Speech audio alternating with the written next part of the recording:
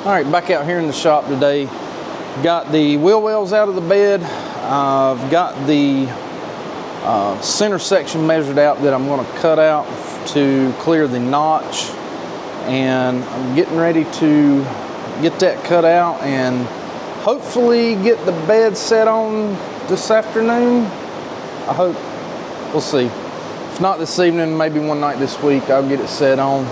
This bed has took up a ton of space in the shop. I'm ready to get it back on the truck, so shop's a little more usable. Need a clean shop too, but that's for another day. Show you what I've got so far, how much I'm gonna have to take out of the center of this bed. All right, so here's where I'm cutting. This is the line. It goes almost back to the rear where the wheel well bolted in, and on the front it's not quite as far. I think you can see it there. And the reason I'm cutting this much out is because that's how much room I need.